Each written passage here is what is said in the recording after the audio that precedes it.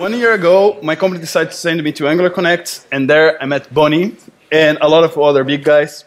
And I was surprised how the Angular community was receptive to newcomers. Bonnie kept encouraging me to start a meetup or to be a speaker. In my mind, I was thinking a few years maybe.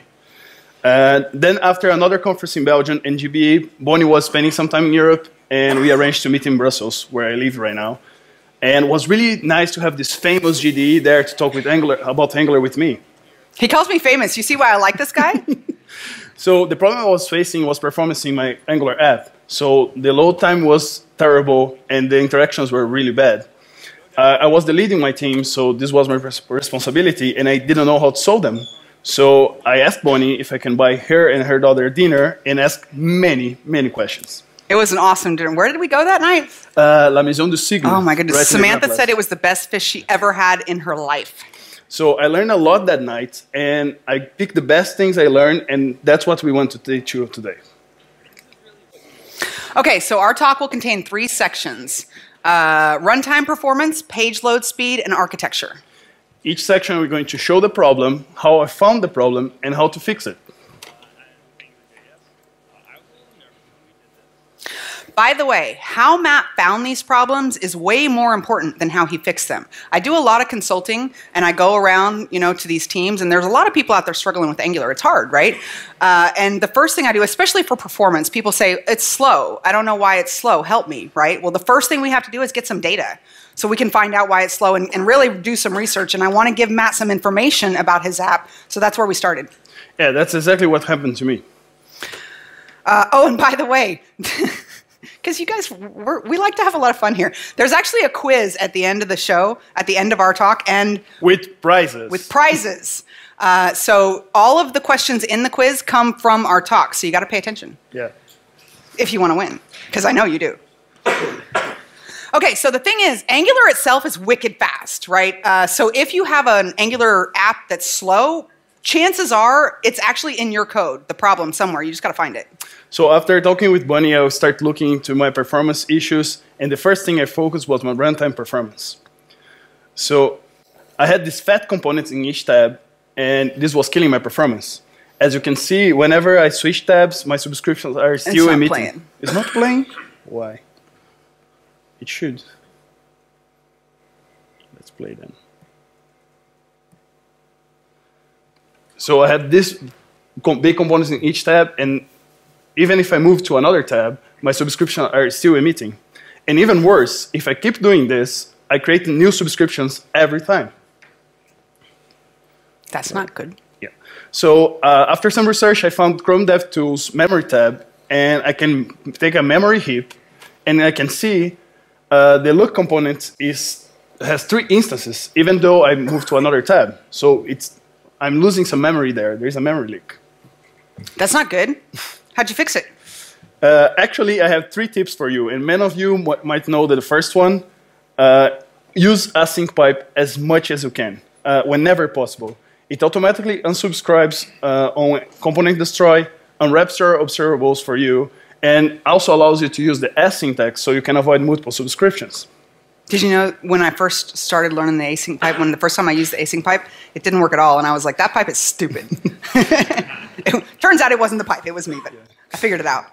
The second one, I just added in the last minute because I saw a talk from John Papa in NGConf this year.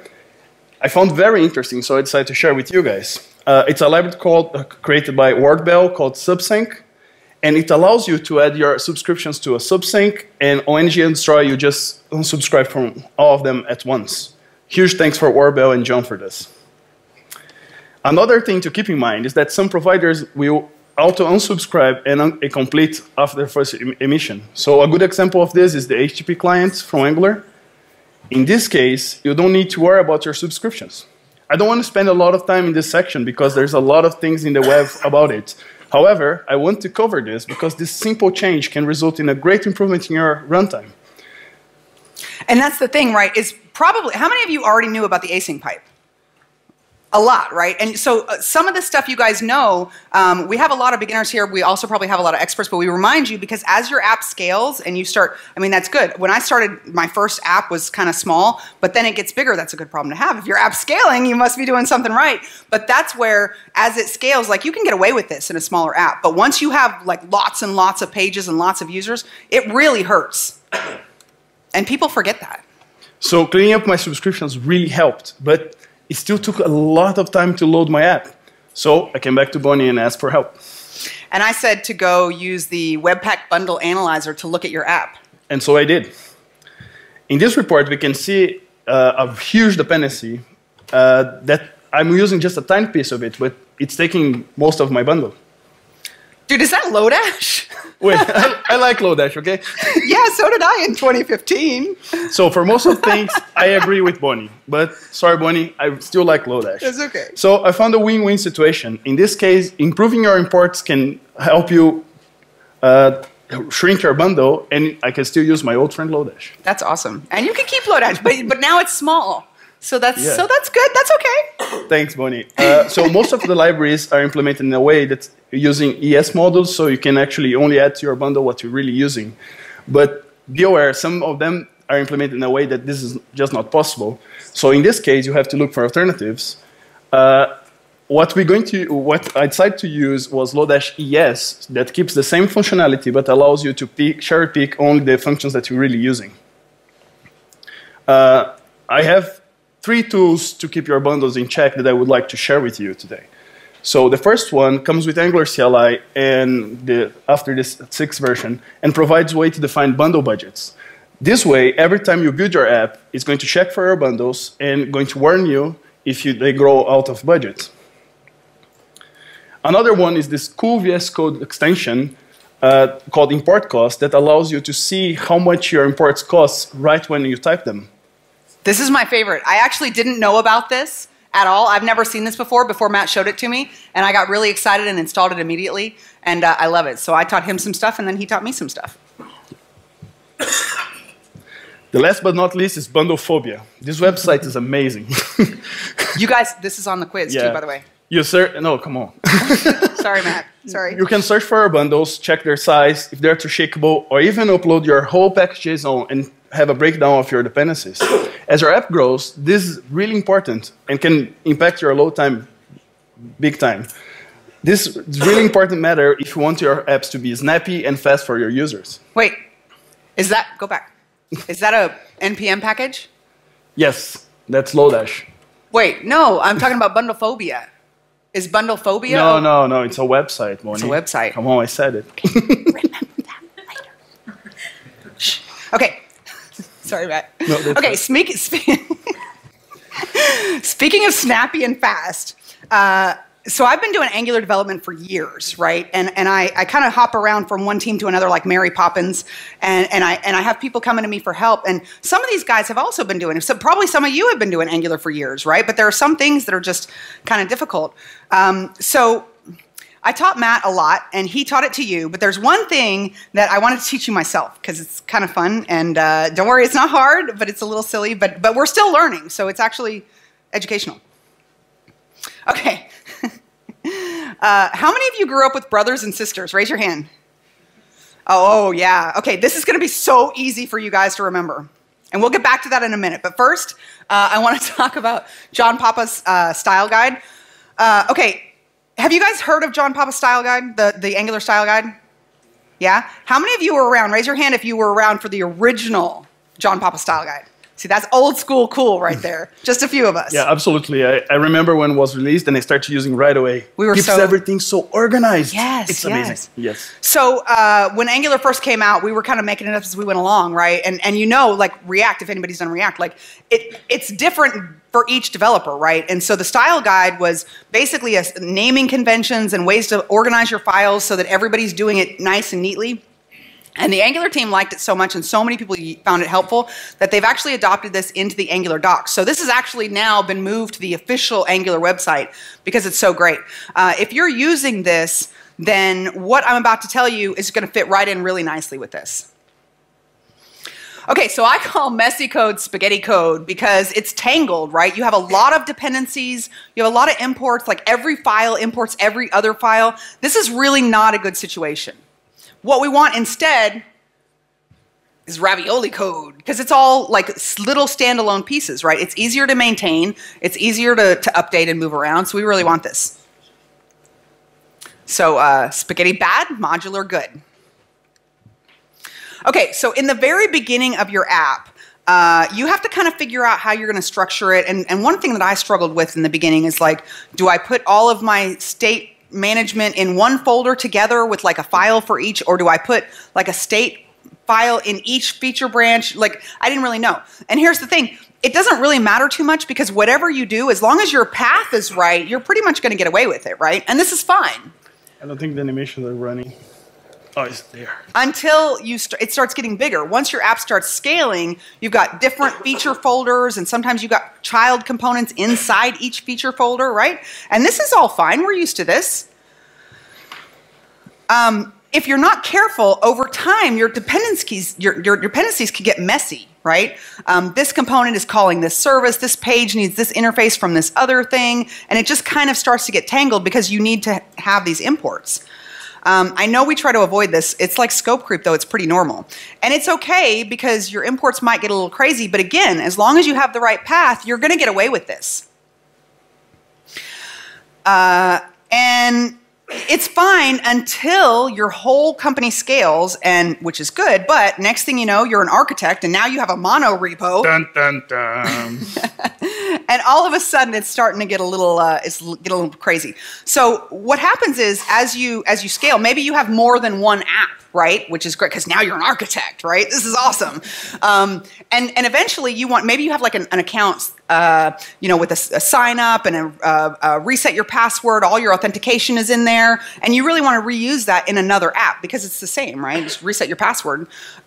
So when you try to take that one feature out, look at all these other, like it's depending on all this other stuff, and then you have to refactor it. Because you can't just take that one thing because your imports are going to be broken, right? So architects call this brittle code, and every architect that I've ever met learned this the hard way. Raise your hand if you learned this the hard way.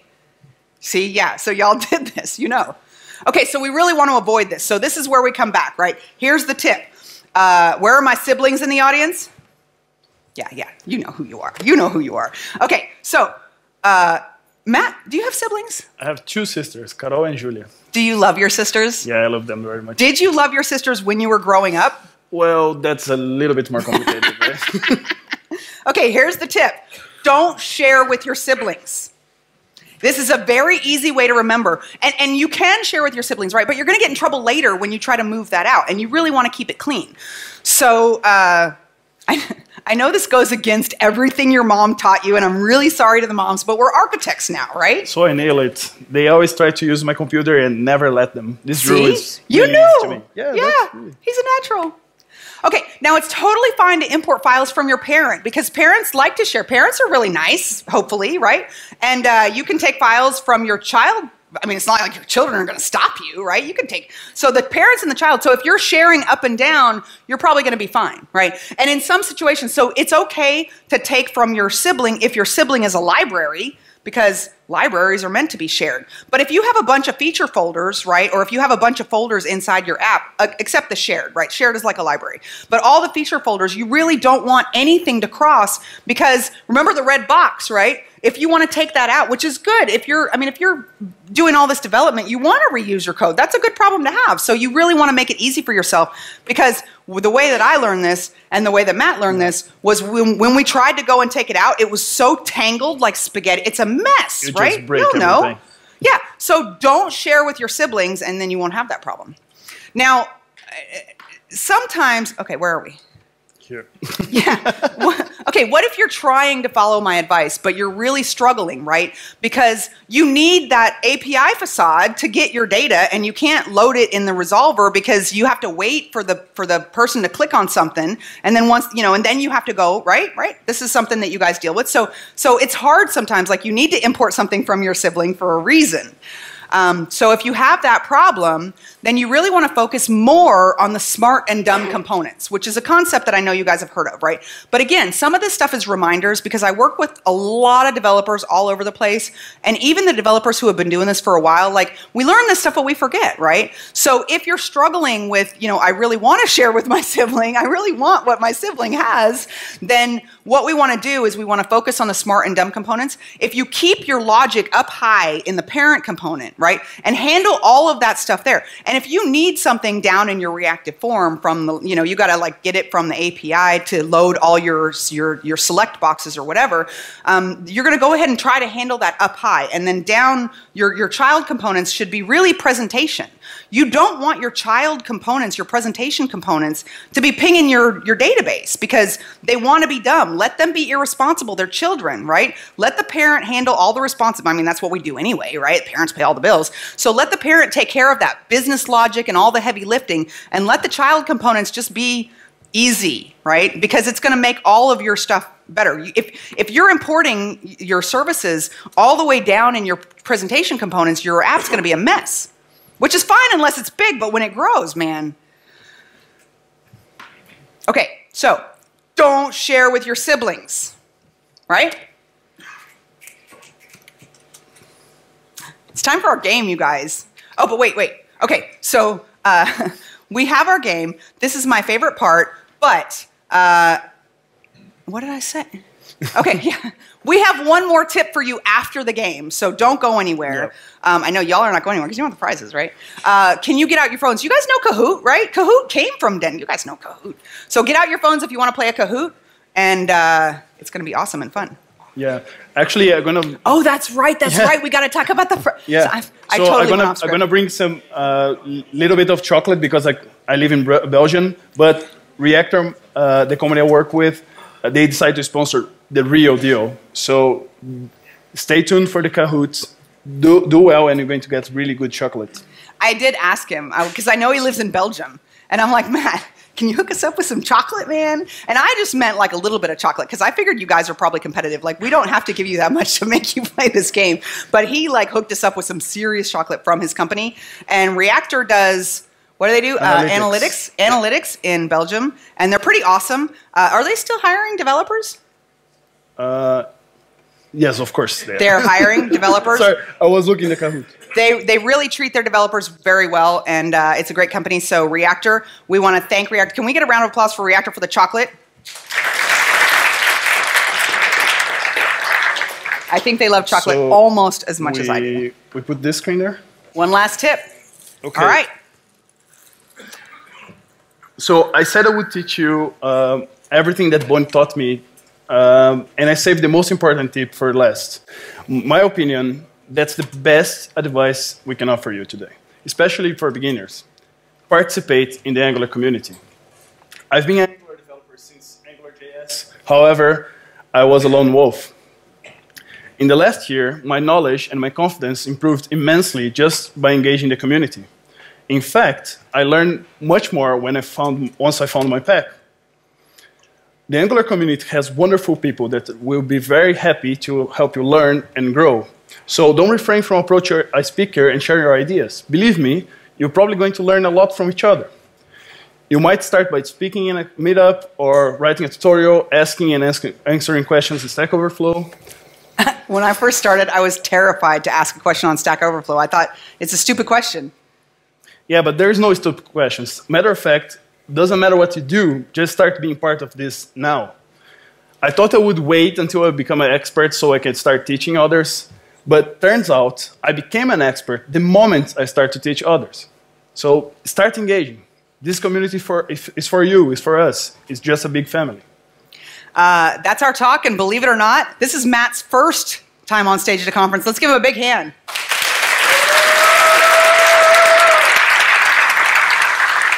You did such a good job. All right, winners.